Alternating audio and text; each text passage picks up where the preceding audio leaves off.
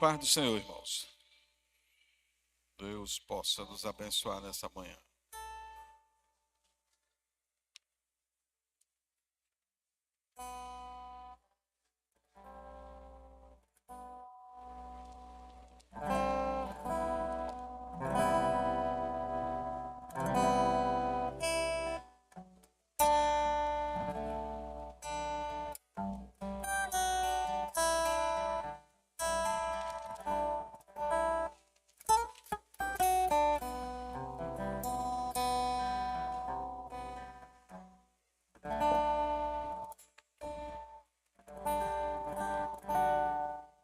Abra a sua Bíblia em Mateus capítulo 20, versículo 29. Mateus capítulo 20, versículo 29 ao 34.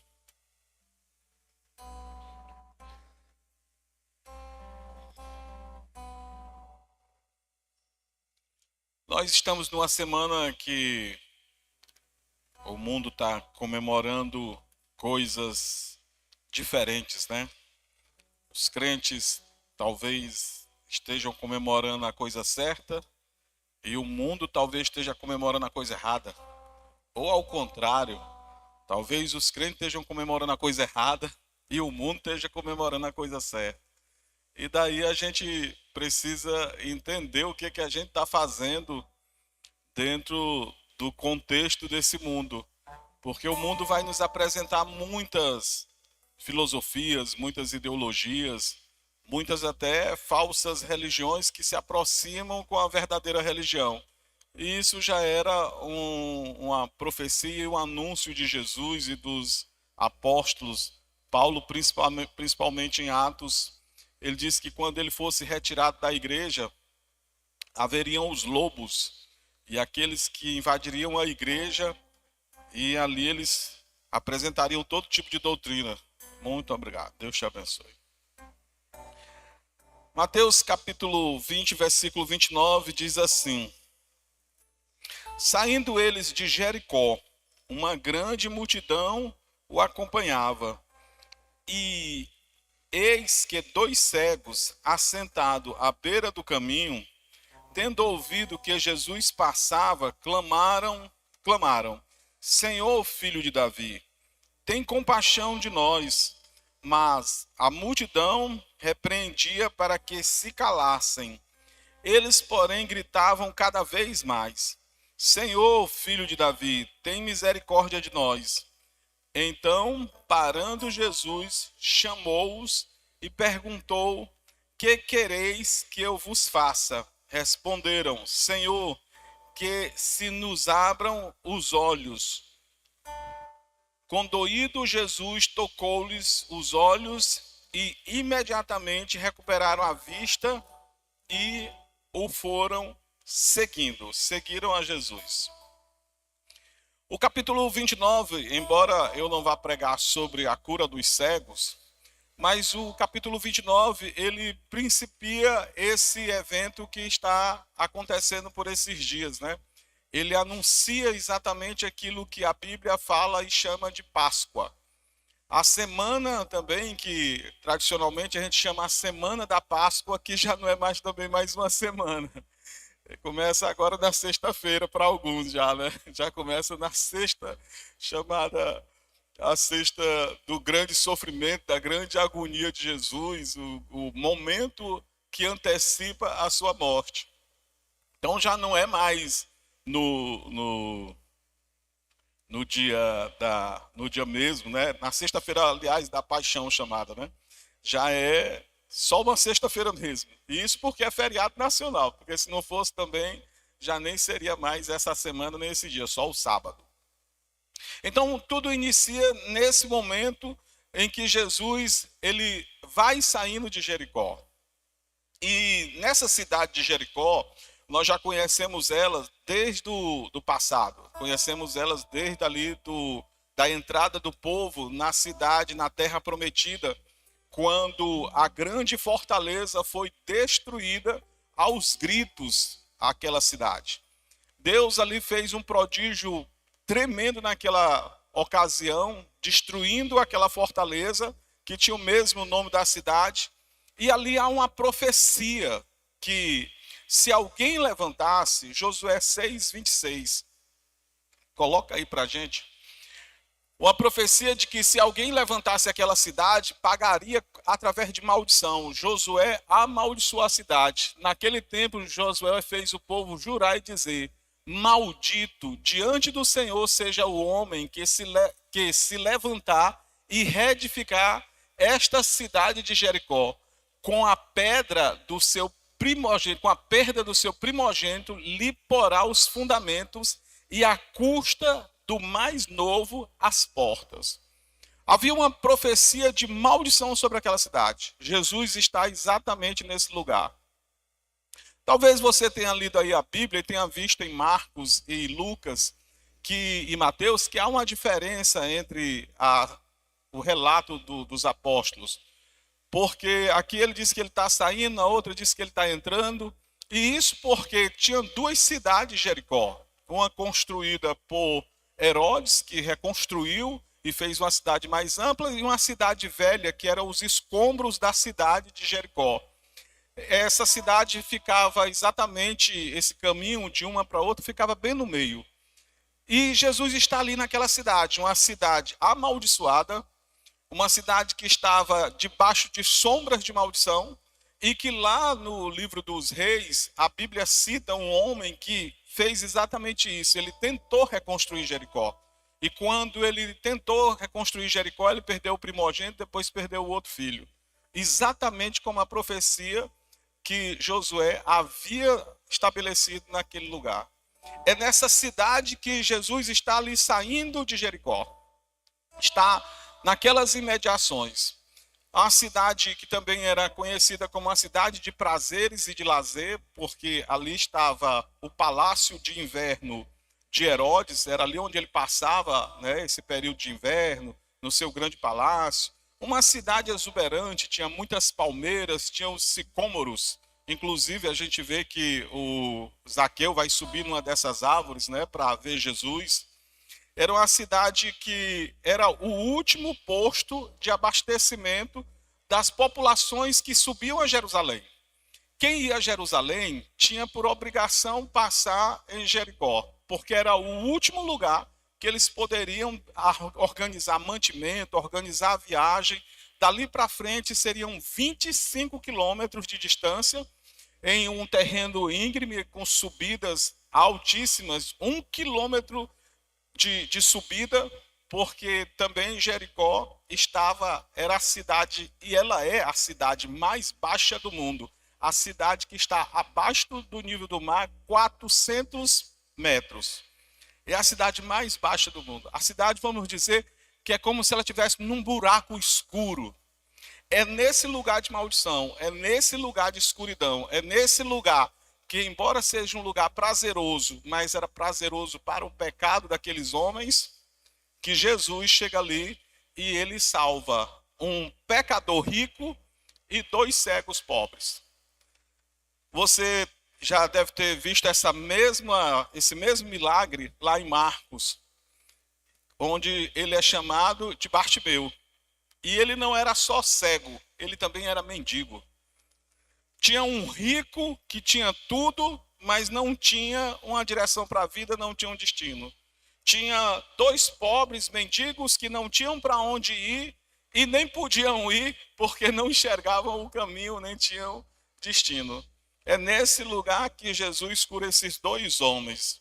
Essa cidade de Jericó, devido a essa localização e essa proximidade com Jerusalém, devido à Páscoa, que era uma obrigação para os judeus, todo judeu, a partir de 12 anos, era obrigado a comparecer a essa festa, a festa da Páscoa.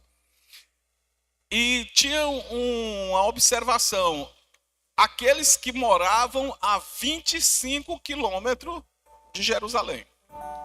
Ou seja, todos os outros povos que moravam mais distante, eles não tinham a obrigação formal de ir a Jerusalém. mas iam a Jerusalém. Mas eles compunham essas multidões. Eles faziam parte da multidão, mas não havia por lei a obrigatoriedade deles irem. Talvez essa situação de muitos ficarem pelo caminho, muitos ficarem para trás, e você lembra que Jesus, certa vez, passou 3 dias nesse caminho. Era um caminho onde havia salteadores. E por isso Jericó era o lugar onde eles ali paravam para se organizar. Você há de lembrar em Lucas capítulo 10, versículo 30, que a Bíblia fala sobre aquela parábola dos não é bom samaritano, só o samaritano, né? A gente aqui coloca que ele é bom. A parábola do samaritano, que tinha, né, essa bondade no coração de ajudar. Esse samaritano, você vai ver ali nessa parábola, que esse caminho, ele descia. Você vai observar lá que descendo um homem, né, ele descia, porque como eu já falei, Jericó era um buraco. Então ele descia e os salteadores tomaram de conta dele e o mataram, deixaram como morto para roubar os seus bens. Logo esse caminho era o caminho onde eles se reuniam para se organizar, para sair em caravanas para evitar esses ladrões nessa cidade de Jericó. Porque Jericó estava a 25 quilômetros, então ali era o lugar exato para se reunirem, para partirem para aquela grande peregrinação. Daí o porquê esse capítulo fala que tinha muitas multidões ali. Havia uma multidão enorme naquele lugar. As multidões, os outros capítulos dizem que elas estavam à porta da cidade, os outros livros. Dizem que esses cegos estavam lá na porta, ou na saída, ou na entrada da cidade, a depender do livro. E você vai ver que essa grande multidão que está ali, ela está assombrada, ela está de uma forma que elas estão assim olhando tudo e vendo aquilo que estava acontecendo. Mateus 20 e 29 diz que essa multidão seguia. E essa multidão tinha a multidão que era curiosa e a multidão que estava ali olhando e observando todo aquele evento. No caminho dessa cidade também, foi ali nessa cidade que Jesus, né, salvou Zaqueu, Lucas 19, 1 e 2. Quando Jesus estava decidido a ir a Jerusalém, ele já sabia o que ia acontecer com ele. A Bíblia diz assim, Lucas 18, 31, 34. E tomando consigo os 12, disse-lhes, eis que subimos a Jerusalém, e se cumprirá no Filho do Homem tudo o que pelos profetas foi escrito. Pois há de ser entregue aos gentios, e escarnecido, injuriado, cuspido, e havendo-o açoitado, o matarão, e ao terceiro dia ressuscitará. E eles nada disto entendiam, e esta palavra lhes era encoberta, não percebendo o que se lhes dizia. Mateus e Marcos falam das mesmas coisas, falam dessas ervas amargas, desse momento amargo que Jesus ia passar. Jesus ia passar por uma situação delicada de prisão, de escárnio, ia apanhar, ia sofrer. E nada tem a ver com esse caminho peregrinoso que durante a Semana Santa alguns fazem nas novelas ou nos filmes ou nos parques que tem no Brasil e no Piauí. Jesus de fato iria sofrer por nós. E ele sabia que iria sofrer. Quando chega no capítulo 21, nós vamos ter a entrada triunfal de Jesus em Jerusalém. Essa semana, aqui começa a semana chamada Semana da Paixão. Ela é uma semana bem dolorosa para Jesus. As multidões estão olhando, o povo está na expectação. E a gente vê alguns filmes por aí, ou algumas videozinhos em que homens bêbados, ao ver a interpretação, eles entram na multidão para bater nas pessoas, para não deixar aquele Jesus figurante apanhar. Há muito tempo atrás, nós fizemos um evangelismo ali na Frei Serafim, E eu e o irmão Roberto, nós fazíamos uma peça ali, e a peça era sobre um barbeiro que cortava cabelo, claro, não tirava barba, cortava cabelo, barbeiro. E o barbeiro não aceitou a cortar o cabelo de um sujeito lá porque ele estava muito feio.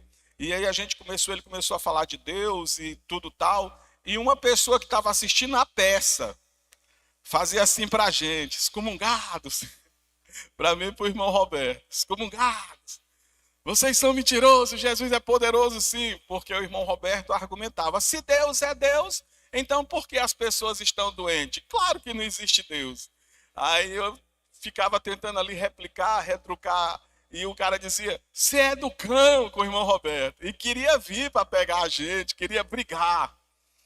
Essa narrativa bíblica, ela nada tem a ver com essa esquete. Na verdade, Jesus sofreu de fato. Jesus foi massacrado. A Bíblia diz que ele sofreu as nossas afrontas no seu corpo. Ele foi chicoteado, seu corpo foi dilacerado, as costas pelo chicote romano, pelos ossos, pelos ferros que havia ali naquelas pontas. E ele de fato sofreu, sua cabeça realmente foi cravada com os espinhos, sangrou. Suas mãos realmente foram cravadas pelos cravos, seus pés. De fato, a lança entrou no seu lado. Nada tem a ver com a interpretação que nos faz até nos emocionar e tudo mais. O nosso Cristo padeceu. E o melhor de tudo é que ele decidiu fazer isso. Ele decidiu obedecer ao Pai. Jesus não foi constrangido a ir à cruz. A Bíblia diz que aquele homem que estava passando ali ao lado de Jesus foi constrangido a levar a cruz de Cristo. Mas Cristo não foi constrangido pelos seres humanos, pela lei romana ou pela lei judaica a levar a cruz. O próprio Deus o designou para isso. Ele deseja fazer isso, desejou fazer isso. E aqui no capítulo 21, a Bíblia nos mostra a entrada triunfal de Jesus. Essa entrada de Jesus em Jerusalém, no capítulo 21, ela nos revela que o Cristo que decidiu ir a Jerusalém, ir àquela festa, ele está ali naquele lugar porque era a suprema vontade de Deus. Ele sobe a Jerusalém porque ali é a consumação de um plano divino. Deus desejava que ele estivesse naquele lugar, naquela hora, naquele momento. Em outros momentos, Jesus esteve em Jerusalém, mas aquele é o momento exato. Aquela é a festa, é a hora exata. Por muitas vezes, Jesus disse, não é chegada a minha hora. Não é chegada a minha hora. Agora é a hora dele. Inclusive ele diz em João capítulo 13, é chegada a minha hora. É chegada a minha hora. Muitas vezes ele disse que não era chegada a hora dele. Mas agora ele está no momento exato, na hora certa, para consumar o plano eterno. Nada ali foi surpresa. Não foi as contingências do mundo, não foi assim uma situação de repente, surpresa. Jesus estava ali, disse, é uma grande festa, eu acho que agora é a hora de eu me apresentar. Eu acho que aqui tá bom. Tem muita gente, tá aí. Vou entrar aqui nessa multidão e dizer que eu sou o rei. Não. A Bíblia não diz isso. A Bíblia diz que ele manda os discípulos pegarem um jumentinho que estava em um certo lugar. Jesus, demonstrando a sua onisciência, conhecedor de todas as coisas, ele sabia onde estava o jumento, sabia que o dono daria, sabia que o jumento nunca foi montado. Traz aqui. Colocar as vestes sobre aquele jumentinho, Jesus montou no jumento, entrou na cidade, de uma forma que aquele rei que estava se apresentando não tinha a pompa dos reis romanos. Ele não parecia um rei romano. Ele não parecia alguém que veio para tomar o reino, tomar o trono. Porque, normalmente, nas grandes vitórias e grandes retornos dos cavaleiros, dos imperadores romanos, dos generais romanos, das suas batalhas, eu assisti um documentário, Império em Chamas, do Império Romano, E você vê ali quando eles voltavam com toda a cavalaria bem montada, eles montado no seu cavalo ali, muito esplêndido, todo vestido, todo belo, as bandeiras tremulando. Todos os escravos que eles tinham conquistado na batalha iam após eles, sendo levados para chegarem no Coliseu, serem jogados para as feras, para o teatro do povo, e faziam tudo aquilo. O povo aplaudia, o povo cantava e diziam sobre o seu grande rei ou sobre o seu grande general. Jesus não entra assim. Jesus entra humilde, o humilde rei da paz, tranquilo no seu jumentinho. Mas as mulheres, os homens, as multidões que estavam ali entenderam aquilo que era espiritual.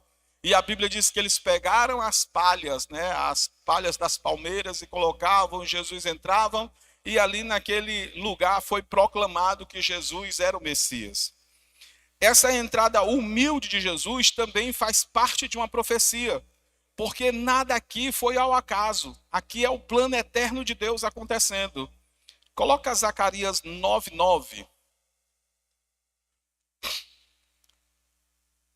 Zacarias 9:9. 9:9. Agrada-te muito, ó filha de Sião, exulta, ó filha de Jerusalém. Eis aí te vem o teu rei, justo e salvador, humilde, montado em jumento, num jumentinho, cria de jumenta. Jesus estava ali mais uma vez cumprindo as profecias. Ele não estava ali fazendo uma agenda de homens ou uma agenda planejada. Ele estava ali debaixo de uma profecia, cumprindo o plano eterno, entrando na cidade, naquele lugar, naquele momento, e sendo aclamado pela multidão como o Messias e profeta. Mateus 21:9. E a multidão que ia adiante e a que seguia clamava dizendo: Hosana ao filho de Davi, bendito o que vem em nome do Senhor, hosana nas alturas. A multidão reconheceu o profeta, a multidão reconheceu o Cristo, o Messias. O Império Romano viu apenas um homem que gerava preocupação, um homem que gerava medo, um homem que gerava desconforto para eles, porque os próprios sacerdotes do templo, que já não eram mais da linhagem dos levitas, estavam ali a cargos públicos, como uma eleição ou favoritismo. Anás e Caifás, Lucas capítulo 3, começa dizendo que, versículo 1, que Anás e Caifás eram os sumos sacerdotes. Ali aqueles homens que eram os sumos sacerdotes, eles eram politicamente, o sumo sacerdote, ele ficava lá até sua morte. Naquele momento, Caifás estava ali presente e ficou presente do ano 18 ao ano 34 depois de Cristo. Mas, via política. Se um outro império ascendesse ou um outro imperador que não gostasse daquele conchavo político, retirava aquele sacerdote e colocava-se outro. Jesus estava ali diante daqueles homens, e aqueles homens não o viam como um rei, viam como um possível a rebelião, um motim no meio da multidão, algo que poderia acender, né, explodir no meio da multidão. É tão tal que nessa festa Pilatos estava e o Herodes estavam na cidade. Eles deveriam estar nas suas dependências, nos seus lugares. Mas como era a maior festa do povo judeu, a maior festa pública do povo judeu, até pelo teor de obrigação, como eu disse, só os que estavam a 25 quilômetros, mas todos vinham, a maioria via para a cidade. Somente aqueles que não tinham condição de viajar longos períodos é que não estavam na cidade. Mas os comentadores bíblicos e da história bíblica e também da história secular comenta que ali havia pelo menos 5 vezes a população no dia da festa em Jerusalém. 5 vezes mais a população. E daí o medo de se insurgir no meio da população um que quisesse tomar o reino. Porque era um ambiente propício. Uma multidão, se ela fosse inflamada devidamente, tomaria-se ali começaria por ali uma insurgência e tomaria-se o reino. E eles tinham esse medo. Eles estavam ali amedrontados com toda aquela situação. Depois que ele entra e é aclamado rei no capítulo 21, é reconhecido como o rei da glória, é conhecido como aquele que vem, que é filho de Davi, que embora o reino de Davi tenha sido um reino que passou, mas o reino desse Senhor, desse rei, é um rei sempre eterno. É um reino que ultrapassa as dimensões dos reinos humanos. Aquelas mulheres perceberam isso. Agraciado é aquele que vem, bendito é aquele que vem. Esse que vem é o rei da glória. Ali tinha um cântico que era os cânticos dos reis, aonde a palavra de Deus diz em Salmo: levantai, ó portas, as vossas cabeças, levantai, ó portais eternos, para que entre o rei da glória. Mais uma vez em Jerusalém estava se cumprindo essa profecia de um cântico que era cantado. Todos os reis que subiam ao trono pegavam-se aquele cântico, que é chamado do Salmo da subida do rei. Todos os reis, eles eram cantados naquele momento. Mas naquele exato momento, naquela hora exata, agora era o rei da glória de fato. Era o rei bendito e salvador. Esse rei que passou por muitos outros eventos após esses capítulos aqui, capítulo 21, ele vai purificar o templo no 21, 12, 13, pela segunda vez. Ele começa seu ministério entrando no templo, batendo no povo, e agora ele volta de novo, entra no templo, purifica o templo, de novo chicoteia, vira as mesas e diz que a casa dele é casa de oração. A casa dele é casa de oração. Jesus inicia dizendo que esse lugar é um lugar santo e finaliza dizendo que é um lugar para oração. É um lugar para se buscar Deus, é a casa de Deus. Ele mesmo diz que é a minha casa. Ele se iguala a Deus. Ele é o próprio Deus. Ele cita a ele mesmo como sendo o dono da casa. E uma casa de oração. Mas aqueles homens estavam pervertendo a casa. Ele vai expor as parábolas do reino, no capítulo 21, 28, até o 22, do 1 ao 14. Ele vai debater com os fariseus e escribas, com perguntas manipuladas.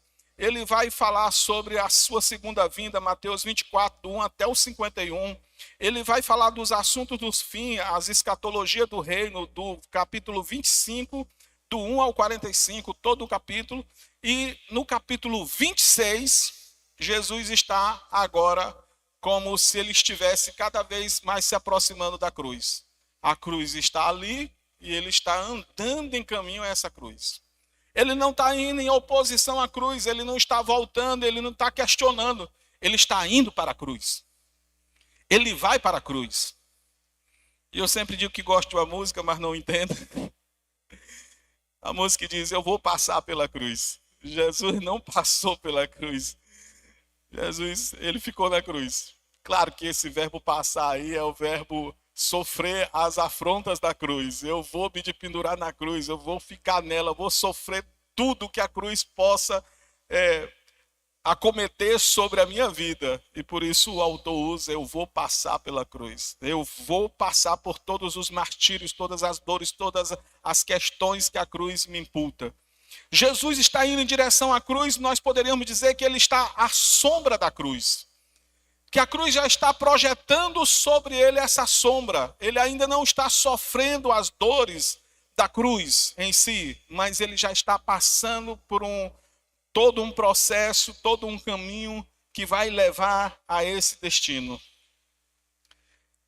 Jesus está à sombra da cruz, seu dia está próximo. Esse dia é quarta e quinta-feira. Assim como o povo aí por aí faz, né? Quarta-feira, Jesus está passando na estação tal, na estação tal, na estação tal. Quinta-feira, ele agora está na estação tal, na estação tal. Porque parece que são estações, faz toda uma caminhada de Jesus nesse martírio, nessa dor, nesse sofrimento. Jesus está nesse caminho. Os eventos estão se desenrolando, mas todos eles foram preparados por Deus. Todos eles são segundo a agenda de Deus. O homem está fazendo planos, mas Deus está consumando o seu plano eterno. O homem está fazendo estratagemas, fazendo conselhos, se reunindo nas noites, nas ocultas, nas casas, traçando planos, mas Jesus vai cumprir o plano de Deus. A palavra de Deus diz assim, Mateus 26, 1 a 5. E aconteceu que quando Jesus concluiu todos esses discursos, disse aos seus discípulos: bem sabeis que daqui a 2 dias é a Páscoa, e o Filho do Homem será entregue para ser crucificado. Então os principais sacerdotes e os escribas e os anciões do povo reuniram-se. Os anciões do povo reuniram-se na sala do sumo sacerdote, o qual se chamava Caifás, e consultaram-se mutuamente para, com dolo, prenderem a Jesus e o matarem.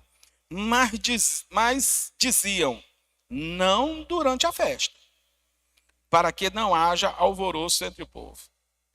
Olha só como é a mente humana. Os homens faziam planos para matar Jesus. Deus tinha um plano para que ele morresse na Páscoa. Porque a Páscoa é o maior símbolo da festa judaica. E Jesus é o próprio Cordeiro. Jesus é a própria reflexão toda essa festa da Páscoa judaica. Os homens estavam fazendo planos e dizendo, não vamos matar eles durante a festa. Aqui tem 5 vezes mais a população, aqui pode gerar um motim, um alvoroço na população. Os guardas romanos não vão dar conta. Para você ter ideia, tinha cerca de 20 a 25 mil sacerdotes para gerenciar a festa nesse momento. Você imagina o que é 20, 25 mil sacerdotes que vieram de Jericó, subiram de Jericó, porque Jericó se tornou a morada dos sacerdotes. Inclusive, quando Jesus cura Zaqueu, eles entram em crise, porque numa cidade de sacerdote, Jesus vai pousar na casa de um pecador. Não pode, esse homem não pode ser santo, esse homem não pode ser Deus, esse homem não é nada. Porque se fosse, ele daria o privilégio de ficar na casa do sacerdote, pelo menos do sumo sacerdote. Jericó era uma cidade de sacerdotes, cerca de 20 a 25 mil sacerdotes estavam em Jerusalém. Imagina uma população de sacerdotes inflamados, se aquele mesmo eles entendessem, esse é o Cristo. Se toda aquela multidão entendesse, eles tomaram o conselho e disseram, vamos matar esse homem, mas não vamos matar na Páscoa não. Quando os homens fazem suas agendas, Deus tem a dele. Quando os homens pensam que estão fazendo algo, Deus já preparou faz tempo. Quando você pensa que é você que está no leme dirigindo a sua vida, é Deus dirigindo a sua vida. É Deus guiando os seus passos. É Deus conduzindo a sua vida, porque Ele é onisciente. Ele tem planos eternos. Planos maravilhosos, como a palavra diz. Eu é que sei quais são os pensamentos que eu tenho sobre vós. Pensamento de fazer o bem. Deus quer fazer o bem o tempo todo. Ele está de olho nas contingências do mundo. E como diz Paulo, resumindo tudo isso, ele diz que sabe que todas as coisas cooperam para o bem daqueles que amam a Deus. Paulo estava de olho. Ele já diz isso em Colossenses, né? Estou de olho no prêmio da soberana vocação. Tem um prêmio e eu estou de olho nele. Você pode achar que não vou ficar atrás de prêmio nenhum não, mas tem o prêmio da soberana vocação. Aqueles que foram convocados por Deus, que foram eleitos por Deus para a vida eterna. E você tem que estar olhando para lá. Como diz Hebreus capítulo 12, versículo 1, olhando para o autor e consumador da minha fé. Mira o olho, não erra não. E se você no deserto trilhar alguns caminhos que você não compreende, saiba que Ele é quem está com a mão no leme. Ele é quem está com a mão no volante. Ele conhece toda a sua agenda. Ele conhece o seu caminho. E Ele vai fazer com que você chegue lá. Talvez cheio de dor, marcado. Talvez um Jacó mancando da perna. A perninha puxando. Igual aquele ministro louvor que tinha aqui, que a gente chamava de perninha. Puxando. Ele tinha um olhão grande. A gente dizia que ele era o vigia da igreja. Menino é menino, né? Menino não tem jeito. A vez a gente tava botando umas caixas aqui, a trepada, e ele disse assim, rapaz, tenho medo de altura. Eu disse, rapaz, pois tu não vai pro céu não, porque o céu é alto. Ele, meu, pegou a... Nós precisamos chegar lá na vida eterna, mancando, puxando, como disse Jesus, caolho, sem os dois olhos, sem uma mão, maneta, sem as duas mãos, sem uma perna, sem um pé, nem que seja só a cabeça. Mas você precisa chegar lá, neste lugar. Nós precisamos mirar os olhos para lá. Eles queriam fazer a sua agenda, mas Deus tinha uma agenda mais preciosa. E aquele lugar, aquele momento, aquela era a hora de Jesus. Pareceu que eu estava contando a história, fazendo a peregrinação, né? Depois desse momento, tem um jantar na casa aqui do Simão, o leproso, no capítulo 26, versículo 6 ao 12. E aqui Jesus, diferente da ideia dos principais sumos sacerdotes, todo aquele povo que queria matar ele só depois da Páscoa, uma mulher chega e unge ele para a morte agora. Jesus é ungido para a morte. Jesus mesmo diz que, coloca o versículo 12, 26, 12. Pois derramando este perfume sobre o meu corpo, ela o fez para o meu sepultamento. Os homens queriam matar Jesus depois. Uma mulher entra na casa, faz aquilo que todos desaprovam, pega um nardo puro, riquíssimo, valiosíssimo, derrama na cabeça de Jesus, não está nem aí para aquela galera que uma mulher não podia chegar perto de um sacerdote, não podia chegar perto de um profeta, não podia estar na presença, não podia falar, tinha tanta privação para aquela mulher, ela não está nem aí, chega lá e unge Jesus. Unge Jesus e Judas começa uma crise financeira, porque dava para fazer muita coisa com o dinheiro, sendo ele um ladrão. E Jesus vai e diz essas palavras, que essa mulher fez mais. Ela ungiu ele para o sepultamento dele. É tão tal que você vai ver depois, quando Jesus é sepultado, que as mulheres vão visitar, elas vão visitar para fazer esse serviço, porque diz a Bíblia, não deu tempo para fazer. Elas vão fazer posterior, lavar o corpo, embalsamar, fazer todo o processo ali ritualístico do sepultamento. Mas essa mulher fez antecipado. Essa mulher, pela mão de Deus, Deus guiando os seus passos, foi lá e fez aquilo que deveria ter sido feito. E a minha pregação não é uma pregação de promessas, nem de possibilidades daquilo que Deus possa usar para fazer, mas vou abrir esse parênteses. Quem sabe muitas vezes na sua vida não é isso que acontece. Há alguém que você não espera. Há alguém que você nem conhece. Há alguém que você até despreza. Chega para fazer uma mudança na sua vida radical. Para dar direção à sua vida. E às vezes até por muito tempo você despreza a pessoa ao seu lado. Não sabendo que Deus enviou para tratar, para cuidar. Talvez alguns tratamentos de tipo um Simão Pedro com um Simão mágico. Um Simão mágico chegou diante do Simão Pedro. Aí o Simão mágico viu Pedro fazendo milagre e disse, me dá, me vende, me dá. Ele diz, vai para o inferno. Ai, tipo, inferno, tu e teu dinheiro. O Pedro, ganancioso, encontrou um Pedro duro, que na cara disse logo, você e seu dinheiro tudo para o inferno. Porque cobiças tu comprar os talentos ou os benefícios de Deus ou os dons de Deus com dinheiro. Vai-te para o inferno, tu e teu dinheiro. Ou talvez um encontro que você até também não gosta muito, mas de um enganador com o mestre do engano, como Labão e Jacó.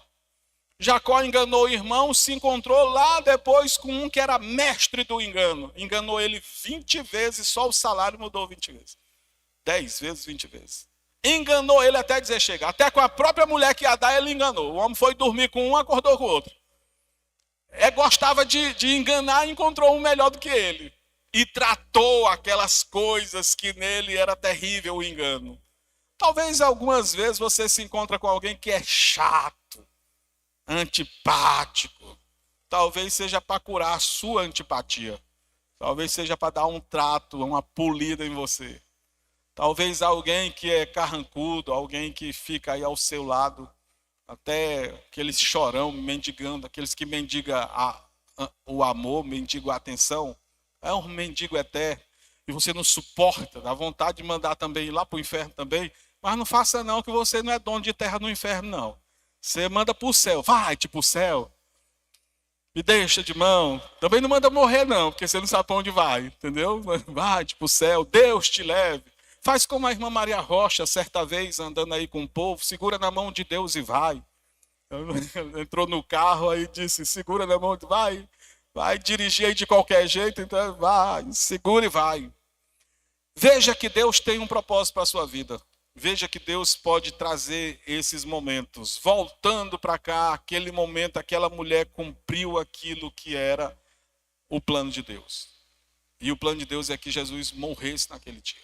Naquele momento, naquela hora, naquela data, naquela festividade. Só tem um detalhe. Nós não comemoramos a Páscoa judaica. O crente não comemora a Páscoa judaica. A Páscoa judaica, ela é distinta da Páscoa ou da ceia do Senhor. Ela não tem nada a ver uma coisa com a outra. Ela não tem nada a ver no que vai desembarcar, porque tudo que eu contei é para desembarcar na ceia. Capítulo 26, do 17 em diante, já desde o começo, Jesus manda preparar o lugar, manda os discípulos irem atrás do cenáculo para preparar o cenáculo, que o homem vai dar o cenáculo, que ele encontra um cenáculo mobiliado pronto para a ceia. Todos esses eventos culminam primeiramente na ceia e posteriormente na cruz. Nós fazemos o inverso porque é um mandamento dele para celebrarmos a ceia. Porque é um memorial dessas coisas que vão acontecer depois da ceia. Ele celebra antes do acontecimento e dá a ordem para que eles comemorem esse acontecimento que virá posterior. Nós cristãos não celebramos a Páscoa judaica. A Páscoa judaica é o evento mais importante dos judeus. Naquele momento em que eles não entenderam o que aconteceu posterior. Eles ficaram ainda no passado, ainda celebrando uma libertação do Egito. A escravidão que lhes foi tirada. Eles ainda comemoram todos aqueles eventos, inclusive naquele período que estavam atirando em Israel, antes da pandemia, aquela coisa toda. Tem o discurso do Netanyahu lá, que ele é fantástico aquele discurso. Eu amo aquele discurso dele, embora ele ainda esteja no momento passado. Deixou de passar para o momento da crucificação e celebrar a verdadeira Páscoa. E celebrar o verdadeiro motivo da Páscoa. Ele ficou lá no passado, mas ele diz, hoje e amanhã estaremos nas nossas casas, nos juntaremos com os nossos filhos e nossas famílias, partiremos o cordeiro, celebraremos a libertação de Israel, e nem o fogo do inimigo, nem os mísseis nos impedirá. Eu achei fantástico, é um homem vigoroso. Venha, cão, que nós te mata também. Aquele homem estava destinado a fazer algo que era só transitório. Aquilo passou, aquilo já foi. A ceia, ela começa exatamente quando encerra a Páscoa. A Páscoa se encerra, começa-se a ceia. Ali naquele momento havia o cordeiro, havia ervas amargas, havia 2 romãs, havia 3 ou 4 cálices, havia ali também um vinagrete, né? Na verdade não era um vinagrete, mas parece que o vinagrete que a gente usa hoje, né? É um charosete, uma coisa mais ou menos assim, essa palavra, que era um unguento, um caldo de folhas e para você molhar o pão, igual o vinagrete. E é nesse conteúdo que Jesus molha o pão e dá para Judas. Olha só como é fantástica a narrativa bíblica. Tudo se encerra. Aquela peregrinação, subir no monte, cantar os hinos, descer do monte, cantar hinos, ir não sei aonde, ir no templo. todo aquele percurso, toda aquela, como se fosse uma romagem daquele momento da grande festa que estava acontecendo ali, da Páscoa judaica, ela se encerra exatamente quando inicia a ceia. João diz que Jesus Jesus molhando o pão, tendo dado a Judas. Lucas também diz que o cão, Satanás, entrou imediatamente em Judas. Satanás se apossou de Judas e ele foi trair. É nesse cenário que Jesus inicia a ceia do Senhor. Já não tem mais cordeiro, já não tem mais ervas amargas, já não tem mais o pão, tem o pão com fermento ainda, mas não tem mais os ovos não tem mais as romãs, não tem mais o que era da Páscoa judaica. Se encerrou a Páscoa. Jesus pega o último cálice, dos 3 cálices que havia ali, o último cálice era o cálice da aliança. E é o cálice que ele cita na hora da ceia. Esse é o cálice da nova aliança. Todo o processo para trás fica. Jesus morre na Páscoa porque ele é o próprio Cordeiro Pascual. Porque ele é o próprio Cordeiro que tira o pecado do mundo, dito por João 1,29. Eis o Cordeiro de Deus que tira o pecado do mundo. Quando esse Cristo se apresenta e é imolado na cruz, ele encerra toda a prefiguração do Velho Testamento. Tudo do Velho Testamento apontava para Jesus. A Páscoa judaica apontava para Jesus. Com a morte de Jesus se concretiza toda a simbologia. Jesus, de fato, faz aquilo que os profetas anunciaram, que a simbologia apresentou. Jesus é o cordeiro dessa Páscoa. E ele inicia a sua ceia. É por isso que o cristão não celebra a Páscoa judaica. É por isso que o cristão não faz peregrinação de Páscoa judaica. É por isso que o cristão não faz os mesmos ritos que o mundo faz no dia da Páscoa. É por isso que tem um padre zangado dizendo: quem inventou que tem que comer peixe na sexta-feira? Ele diz: deve ter sido os peixeiros para vender mais peixe. Quem disse que não podemos comer carne na semana, na quaresma, na Semana Santa, no período anterior ou posterior à Sexta-feira da Paixão? Não existem esses rituais dentro da ceia, dentro da Páscoa, da nossa Páscoa, que é o Cristo crucificado, ressuscitado e bendito para sempre. Amém. Não existem esses rituais. E tudo isso desemboca na ceia. Essa ceia que é a ceia do Senhor. A ceia do Senhor celebra a sua morte e a sua ressurreição. Nesse domingo, que seria um domingo de Páscoa, domingo de quê? Domingo de quê? É alguma coisa, né? Algum domingo de alguma coisa. Para nós, os cristãos, todos os dias da nossa vida é dia de celebrar a morte e ressurreição de Cristo Jesus. Todos os dias. Nós não precisamos de uma semana do calendário. Nós não precisamos de um mês no calendário. Nós não precisamos de um momento do calendário. Nós não precisamos de um dia do calendário.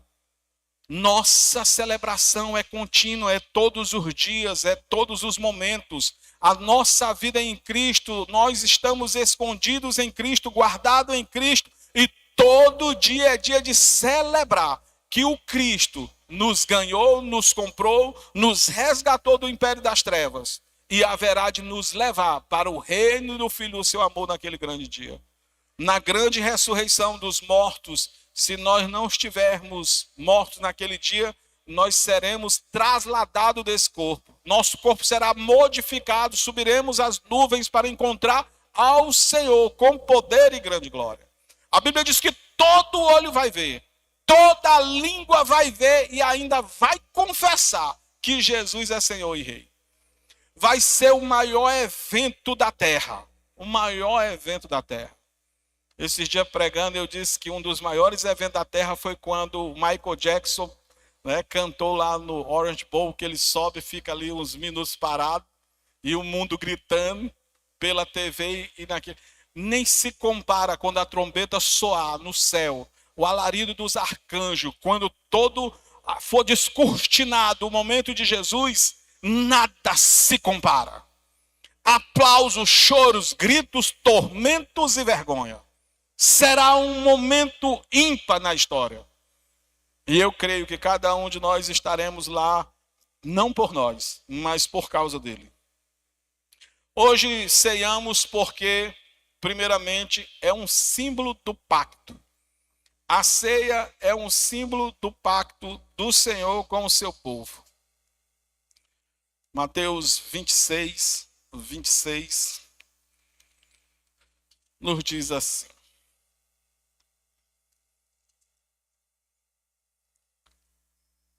Enquanto comia, tomou Jesus um pão e, abençoando-o, partiu e deu aos discípulos e disse: tomai e comei, isto é o meu corpo.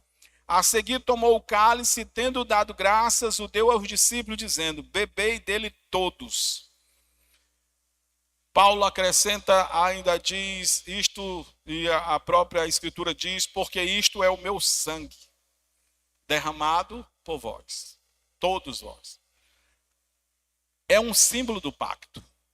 Jesus pega o pão, pega o suco ou o produto da oliveira, naquele momento o vinho, e diz: esse é o símbolo. É isso que representa o nosso pacto. Porque no velho mundo haviam pactos e mais pactos. E todos os pactos eram selados com algum tipo de simbolismo. Inclusive Deus selou seus pactos com simbolismo.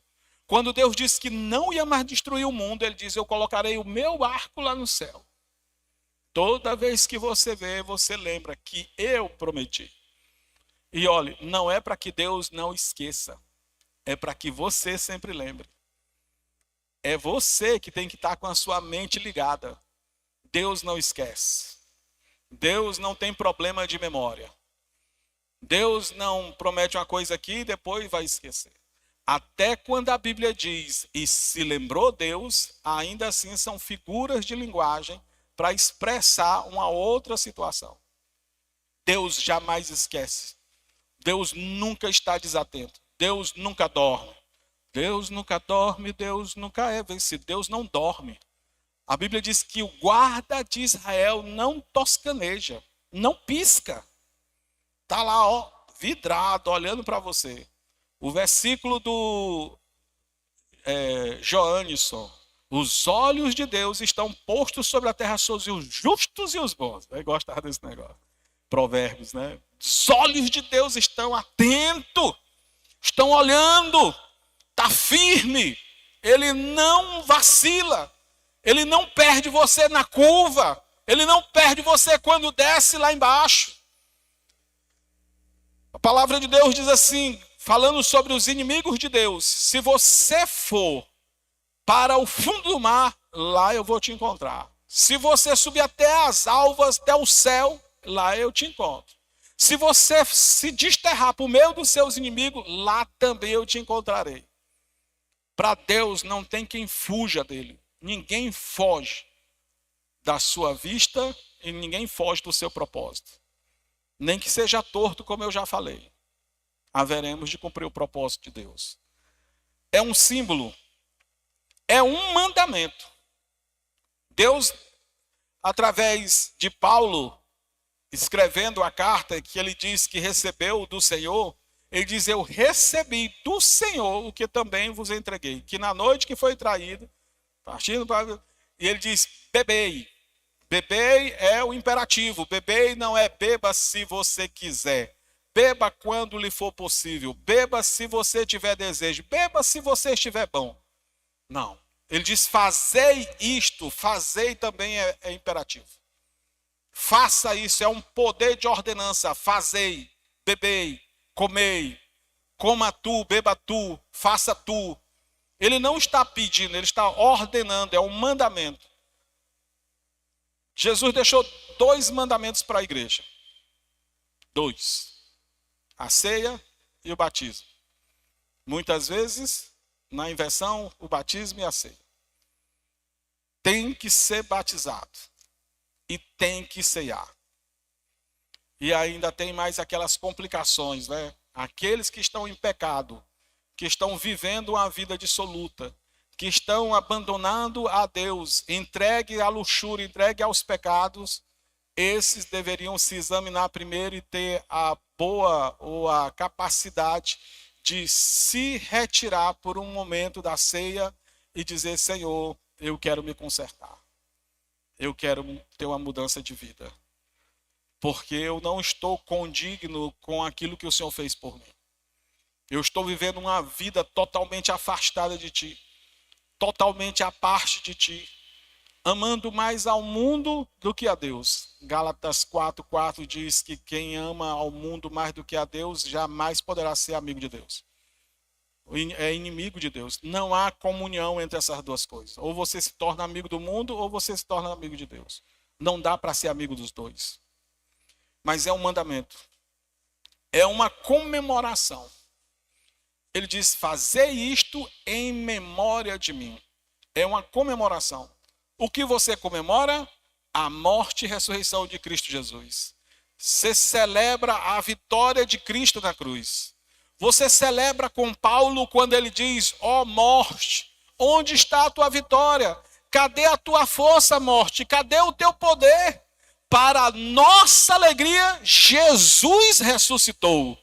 Não foi possível conter o inferno, o sepulcro não conteve, não pôde segurar Jesus. Ele ressuscitou e ressuscitou para nos dar a vida. Nós ceiamos porque a ceia é um ato de comunhão. É o corpo de Cristo partido entre vós.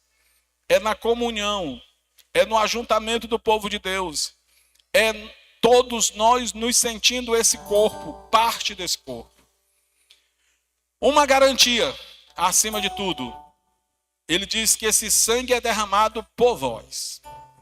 Como eu falei, havia simbolismo no passado e ele fez aquilo que diz Hebreus, que não há resgate da vida sem um derramamento de sangue. Ele diz: este cálice é o meu sangue derramado em favor de vós. Foi no nosso favor que ele derramou o seu sangue. Foi por nós que ele derramou o seu sangue. Uma garantia. Ceiamos porque conhecemos o restante da história. Não preciso eu ir até o capítulo 26. Você já conhece o restante da história.